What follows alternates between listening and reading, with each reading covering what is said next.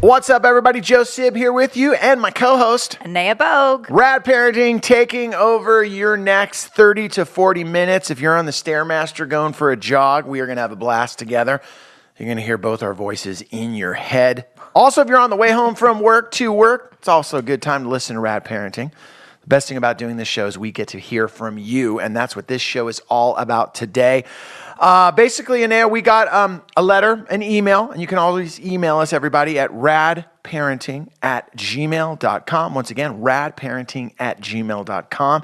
Part of the Rad Parenting community, one of our listeners hit us up, and it's basically about, I'm just going to read the letter because I think it describes, first of all, I love basically what they say at the beginning. Good evening, Anaya and Joe. I love your show. Yes, you do. And I try to listen as much as I can. All right, this is where we're getting into the meat of the question. I have an almost 5-year-old, which is the main reason that I don't listen as much as I would like to. I get it. That will be starting her second year of preschool next week. She will have same teachers and many of the same classmates as last year, so I'm less nervous than I was last year than I am this year. One concern that I have, and I still have, that I'm hoping you would have some tips for me regarding is the stress that comes along with dropping her off in the morning. We all know that stress. When she first started last year, she was totally fine. We would discuss what was going to happen, and when we got there, everything was cool, and she split. Then she says it was great.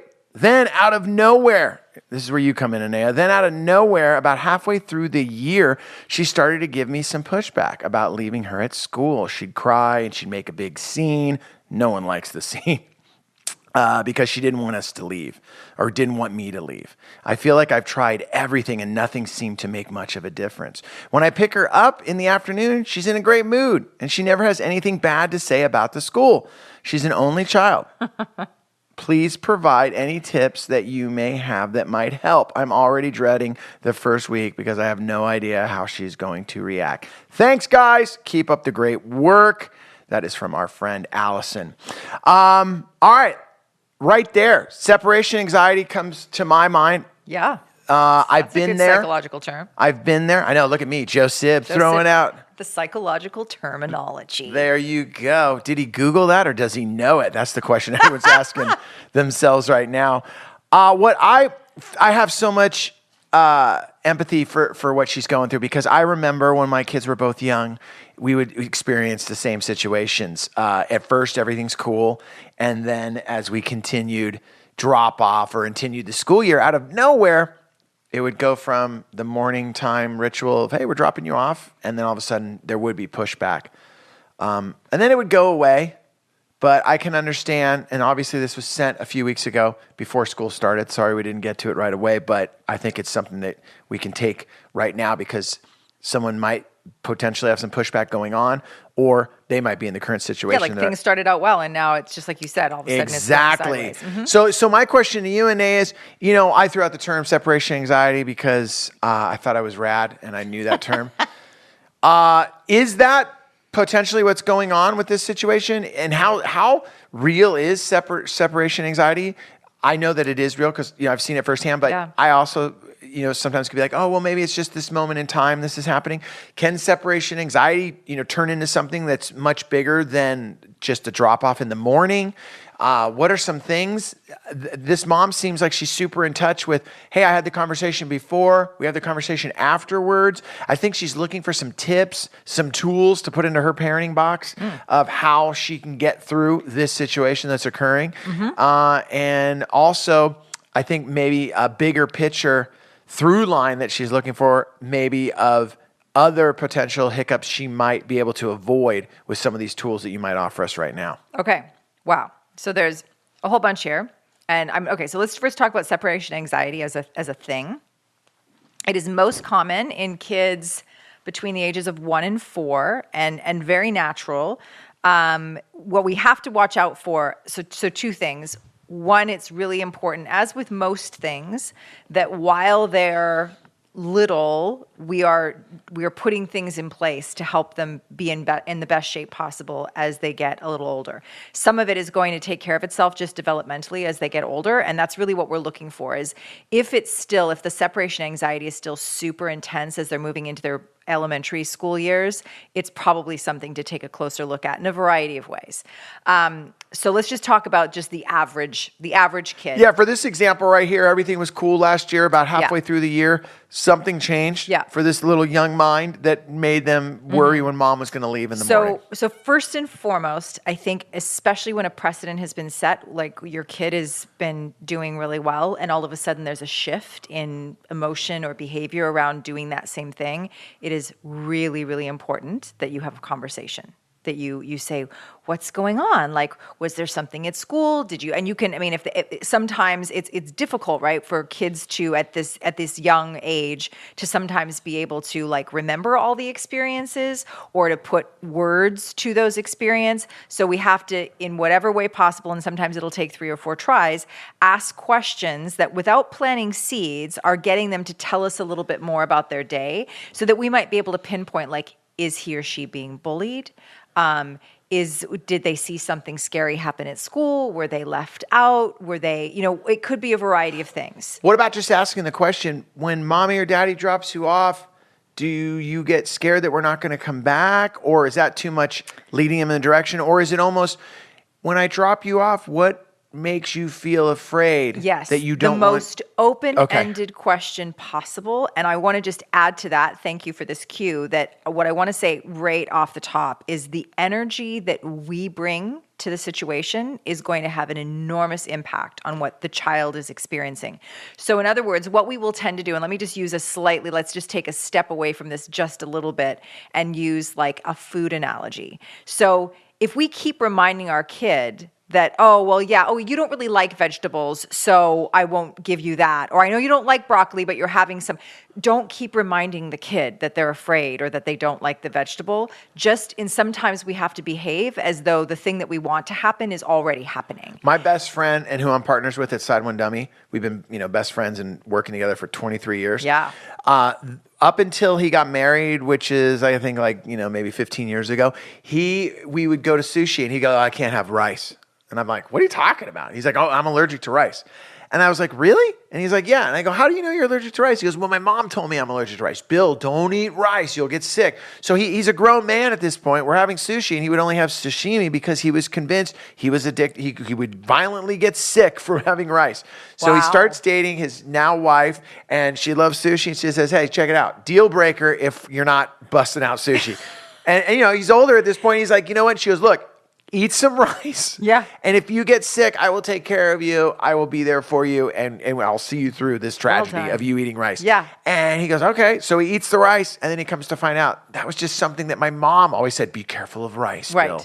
For who knows what reason. I'm so curious about that. But anyway. But the idea of what you're saying backs that theory up with, if you say to your son or your daughter, are you afraid when mom leaves that the car's going to spin out of control and I won't be here to pick you up? Yes. Are you afraid that people are going to come in and take you? Right. So seriously, definitely don't do that. So don't do that? Those are super overt examples, but there's also the more subtle, like just energetically, if we start going, oh boy, here we go again, and we're bringing this anxious energy or this, like we're anticipating the worst instead of basically trying to keep a grounded, calm state. Like, because you're not just going to convince your kid with your words that everything's okay. They need to see it in your face. They need to feel it in your energy. And so if you're getting anxious, which can sometimes even happen when you're just like, I'm going to be late for my 8:15 meeting if I can't get this kid out of my car. Guilty. I get it, 100%. Yeah. And probably what you're going to need to do is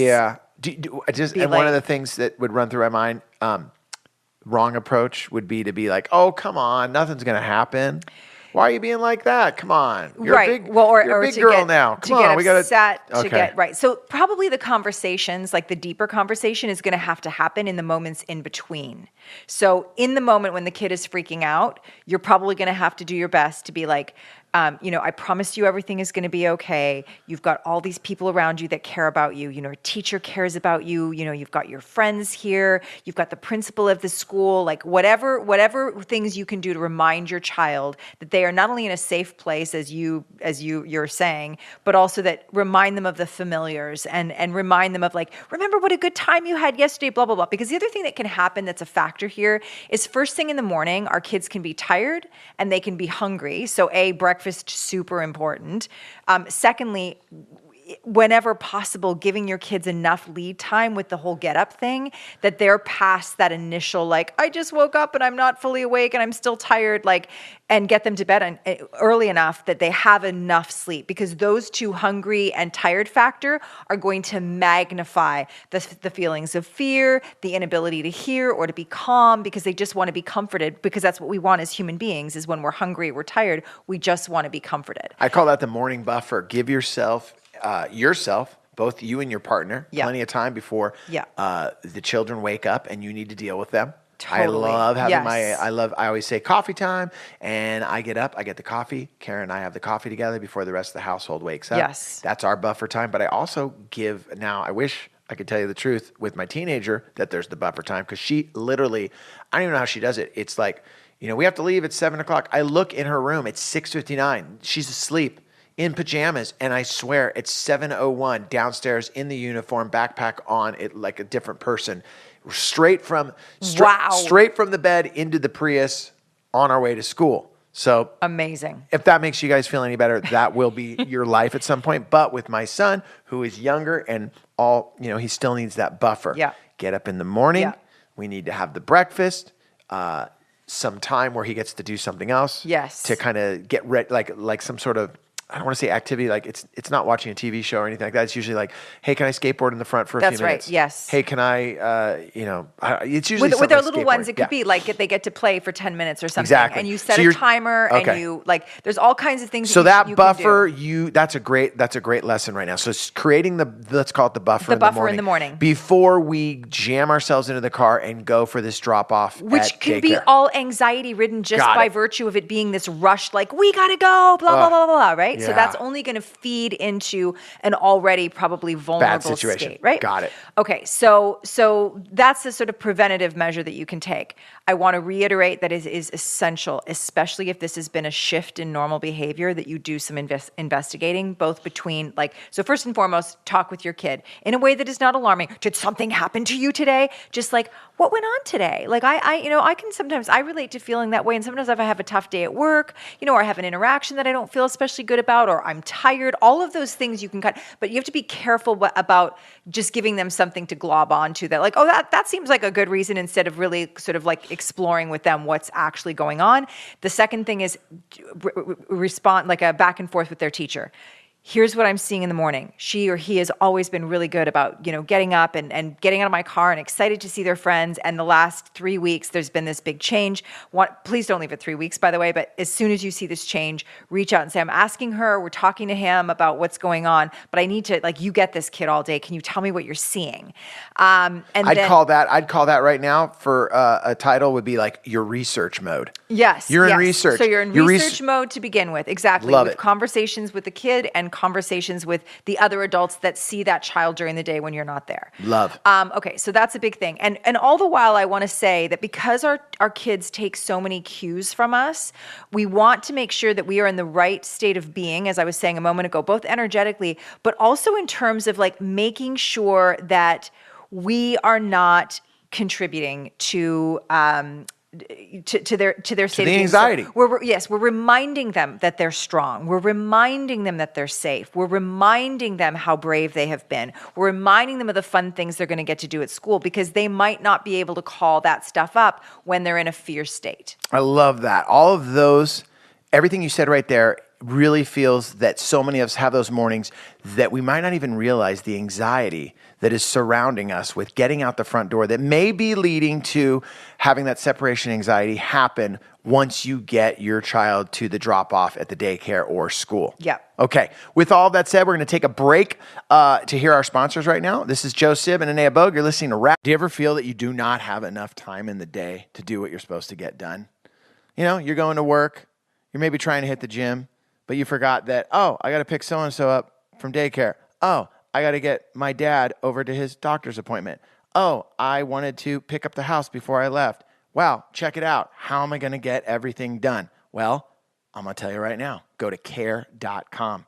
Care.com. Care.com is the world's largest digital marketplace for finding and managing family care. That is right. Family care needs can be unpredictable. You got sick kids. You need someone to stay home. man, both parents are out there trying to make a living. Your kids get sick. Oh, who's going to stay home? Who's going to miss out on that cash? Now you go to care.com and they'll have someone for you that can look after your kids. Don't stress your life away. Seriously, most working parents worry about their kids every minute of the day. You're more at ease and more focused when you know your kids or your parents or even your pets are well cared for. Best part is this, care.com provides access to a variety of background check options you can purchase to help make sure that you're making the best hiring decision. That's my favorite part right there. They're letting you know there's a million different things for you to check out on the background check options so you know who's going to be there with your kids or with your parents or with your pet taking care of the situation. Care.com. Check it out now. If you go to care.com right now, you ready for this? To save 30% off care.com premium membership, visit care.com/rad parenting when you subscribe, and you're going to get 30% off. Like I said, the world's moving a million miles an hour. You just want to take care of your kids and all the responsibilities. Let care.com help. Rad parenting.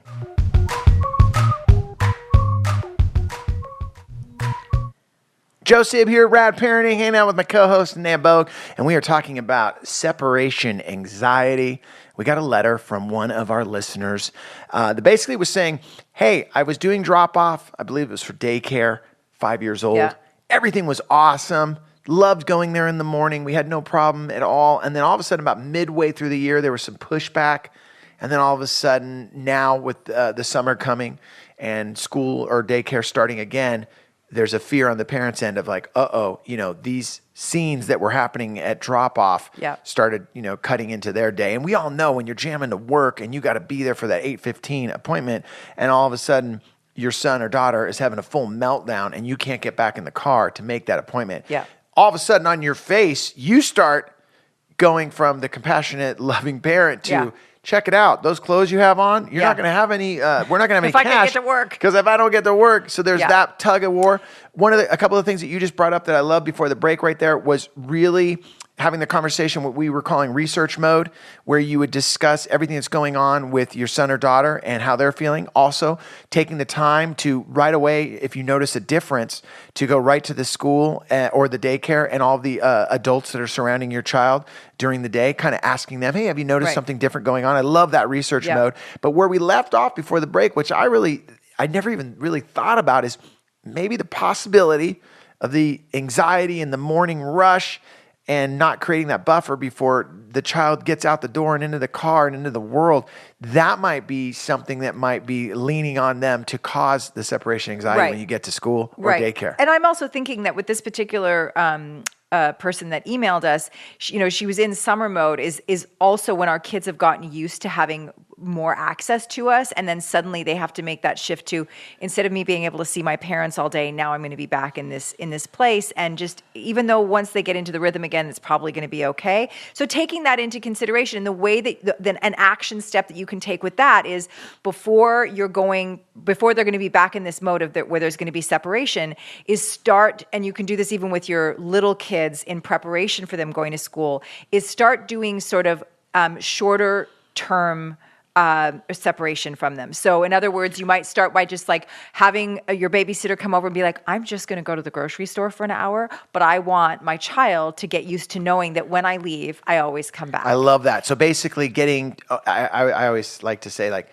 it's like working a muscle that you don't normally work. Exactly. So this muscle would be Mom, Dad, are going to the store, or hey, I'm going to be gone for an hour. So start that leading up to this new date of drop off at daycare or school. So that you're demonstrating, and they have the experience of when my parents say bye and leave, they always come back. And while they're gone, I'm okay. I'm safe. So it's like replacing that anticipated or imagined fearful experience with something concrete that they can call upon, and you can remind them. This is what the important brain prompts are, is remember that when we as human beings are in fear mode, it's much more difficult and sometimes impossible to recall those actual moments that counter the fear. I love that So we idea. want to give the brain prompts. I love that idea. Beyond that, you can also do things like Have something that reminds them of you and let them carry it in their pocket. So maybe it's you two go and pick out a stone and you paint it like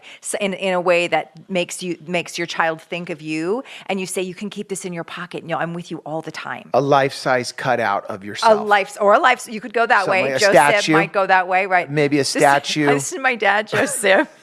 I love that. Life-size carving. So you can definitely do some little thing that will help them will remind them of you. And then it could even go with like other familiar objects. So if they were going to go and stay at your parents at an overnight or something like that because you're having a date night or going to a wedding weekend or whatever, that they have a familiar object that makes them feel like they're not so far away from you or not so far As away adults, from home. we do that. I still fly with a note that Chessa gave me when she was 5. That, do you really? Yeah, still fly with a note. That, Joe. It's in my bag and it says, "Talk big, Dad." That's what it says. Yeah. That is so sweet. Talk big, Dad. That is so sweet. Can I throw out a scenario to you just because this listener that had hit us up about this particular situation, it was before school. Yeah. We're in October right now. Yeah. So I'm going to just maybe hypothetically throw out a situation. She's in it right now with her daughter. Drop-offs are going terrible. There's a meltdown every morning. We can't even get out the front door now. I don't want to say that because then you'd be like, okay, it's a deeper problem. But what happens if it's not as deep as that, but the drop-offs are hit or miss? Can she do some of these suggestions that you've suggested right now? Maybe on the weekends, like, hey, look, I know sometimes you're getting nervous when I drop you off at school. Look, today, babysitter's going to come over. I'm going to go to Trader Joe's and do our shopping, and I'm going to come back just so you can see Mom always comes back or Dad always comes back. Sure. Can you start those? Sure you could. Even if you're in the midst of... Oh, absolutely. Okay. I think that at any time you can do it, that if you're implementing these key things of like you're calm around the situation, you have first and foremost had a conversation with the child to determine that there's nothing truly bad happening at school that is creating this fear. And then it's like lots of reminding when you pick them up of Mama is so proud of you or Daddy's so proud of you for being so brave and staying at school this morning. I know that was hard. And sometimes I've had moments when I'm fearful. And sometimes the best way to face our fears is to face our fears, to look them square in the eye and be like a fierce monster and be like, you're not going to take me down. Those kinds of things that reinforce the resources that our children have within themselves. And this is, I'm going to say it, one of the biggest mistakes that we make as parents is I think sometimes subconsciously we feed on that feeling of like being needed by our child. And let me tell you, it's like, I get it 100%. And we are doing our children a disservice if we don't balance. Of course, we want them to feel like I've got you no matter what. And I want you to know you've got yourself, because we cannot be with our children 24/7. And if we are constantly just, instead of helping them dig deep to find the tools themselves to face their fears, we just think we're going to be the one that's always going to make them feel better. And that makes us feel better about people. Bad, because we can't do that forever. So the goal is always to help our kids be independent of us, to help be brave without us, to help be strong, to face their fears, to be kind, all those other things. That hurdle that you just said of wanting to be with your kids 24/7, as much as that feeling I know so many of our listeners have, and also, and not in a bad way. You love your kids. You want to be there for them. Yes. You want, if they're about to fall, you want to be there to catch them. But I totally agree with you 100% about now that I have teenagers. So grateful that I was able to give them that space to be who they are and allow them to not have me right there all the time, because it really is allowed them, now that they're older, to participate in society and to really and also to not have some some strange feeling of like, is my mom or dad there? Is my mom or dad there? Because at a certain point, they got to make this, they got to sail it by themselves. Yeah, that's right. So be careful. Like, be careful with the helicopter parenting. Be aware of, just ask yourself, it's an important question. Am I feeding into their fear because I kind of like, because I kind of like the feeling of being needed like this. We're not doing our children a service, and you are going to have a weight on you that there are going to be times when you need a break. And if your kids are clinging to you for dear life, then it also limits your ability to thrive. So I think we really have to keep that in mind. Next question for the parents that are listening that are like, hey, I haven't had a situation yet arise where I drop my son or daughter off at daycare or school and they don't just run in with just being super, super psyched about the whole situation ahead. Do you feel that you should still, Anea, start some of these practices at home just to make sure that they don't develop and they're able to use that muscle of being alone and not having mom and dad around? Yeah. Even if, like, so you agree that, like, even if you haven't faced what our listener has faced with the separation anxiety, you should still be doing some of these things so that that doesn't ever occur? Yes. Okay. I do. I've said this before, and I think we've even done a show on this idea that I think it's absolutely essential that we give our children the tools, the language, the ability to stand on their own, because we can't always be with them. And I think that, creating routine and doing as much of this on the front, like the front load, is really important. It is not impossible if your kids are already, 6, 7, 8, but as quickly as possible, like, get on the routine. Try to get to the bottom of, like, what is their fear about? What is their anxiety about? And that may also be, like, let me just also add this one. Take a look at what they're being exposed to. So I think I've mentioned in a previous show about, like, having the news on, like, just willy-nilly in the background, and our kids being exposed. And I am not an advocate of, like, let's shelter our kids from every bad thing that could ever happen. That's not what I'm saying. But to be inundated with the way that our particular news likes to just, sensationalize and put every bad thing in front of you with a little feel-good story at the end, their little brains are just not, and they don't know that they have the emotional capacity to hold that. So we also want to be aware, is, like, are there things in their life that have nothing to do with school that they're being exposed to at home, through the television, through listening to our conversations, whatever, that is sparking fear in them or anxiety, and that they're applying it, like, to being left at school by their parents. Like, if all this scary stuff is going on, I have my parents close, and here they are leaving me with these strangers. So also do a little inventory and check in and see what your children are being exposed to in your home that might be scary. Hey, and if you want to find out more on that particular topic, we did an episode called Here's the Good News About the Bad News, where we dedicated an entire episode to just what you're talking about right there. One other thing I want to hit you up with before we get out of here for the listeners, with this potential drop-off, pickup, all of these different scenarios that can happen with separation anxiety. How do we, as parents, be... I guess the thing is that I feel that some parents might listen to this show, and you might answer this question already, where they're like, well, you know what, this doesn't pertain to my son or daughter. I don't have to worry about that.